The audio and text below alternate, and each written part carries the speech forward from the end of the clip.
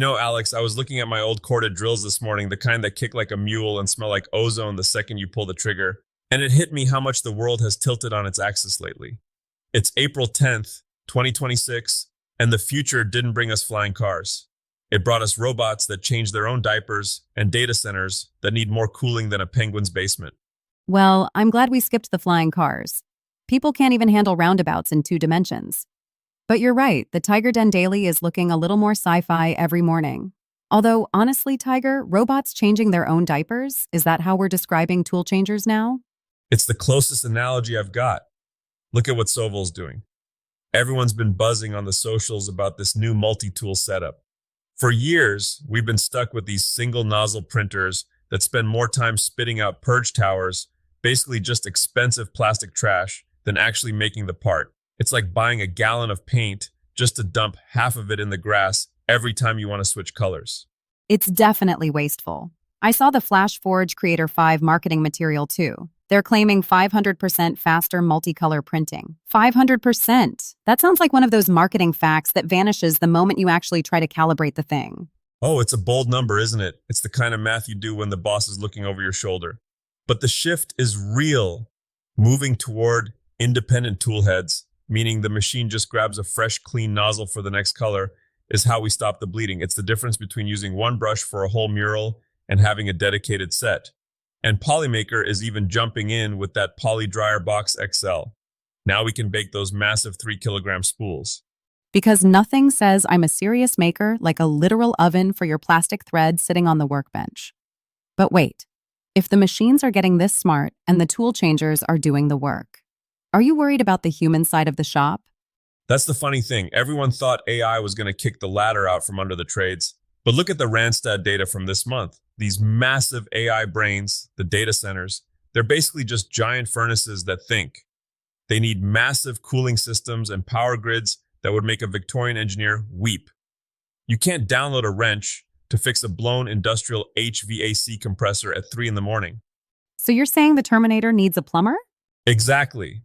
If you're a Sparky or a tin knocker, an electrician or an HVAC tech, AI is the best friend you ever had. It's driving a gold rush for high voltage infrastructure. I'm telling the kids coming up now, if you want to be unfireable, learn how to maintain the cooling loops for a server farm. It's the golden ticket of 2026. I love that. It's like the more digital we get, the more we realize we're still stuck in a physical world that leaks, breaks, and overheats. But speaking of the digital age, let's talk about the maker mogul side of things. I saw the brand genius list, and Dakota Raylo is all over it. She's not exactly the polished commercial type. And that's why she's winning. There's a certain kind of corporate shine that people have just built up an immunity to. It's like how you can smell a dishonest salesman before he even opens his mouth. Dakota's winning because she shows the grit. She shows the part where the glue fails or the measurement was an eighth of an inch off and she had to pivot. So you're saying I should stop editing out the parts where you accidentally drop your phone into the sawdust? Maybe leave one or two in. It builds character. But seriously, the mistake is the most relatable thing a maker has to offer. In 2026, authenticity isn't a buzzword. It's an asset. If you're trying to build a brand, don't just post the hero shot of the finished cabinet. Post the video of you staring at a pile of scrap wood wondering where it all went wrong. That's where the community identifies with you. It's the vulnerability of the shop. I get it. People want to know that even the master craftsmen have those staring into the abyss moments. Okay, let's pivot to the weekend. I know your to-do list is usually 3 miles long and involves at least one trip to the emergency room for a splinter. What are we looking at? No ER trips planned, thank you very much, but I've been watching the Rennek project over on the Luthier channels, specifically that Epiphone Les Paul rebuild. Now, I'm not a guitar builder by trade, but the way they handle the glue-ups, man, that's food for the soul. Is it actually useful for someone like me, though? I don't even play the guitar. I just like the way they look on the wall. It's all transferable.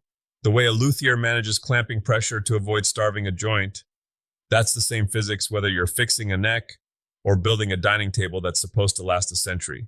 It's about the finesse. Same goes for those new circular saw jigs I saw on the Maker channel.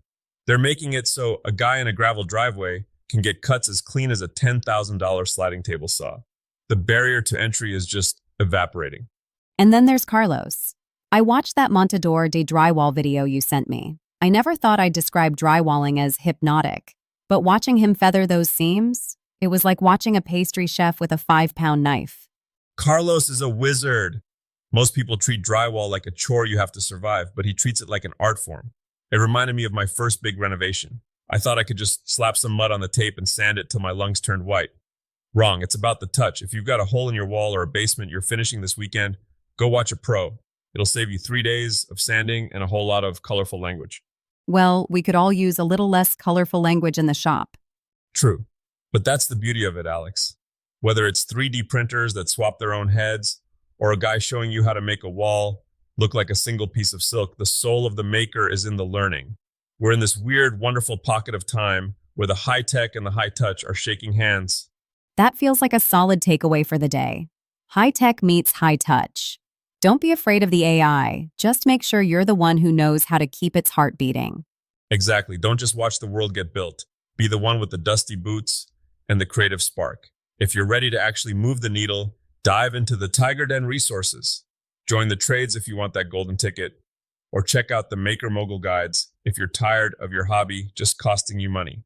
And if you just want to fix your wall without it looking like a topographic map of the moon, DIY Mastery is your friend. Stay curious, stay dusty, and for heaven's sake, keep all your fingers where they belong. We'll see you tomorrow.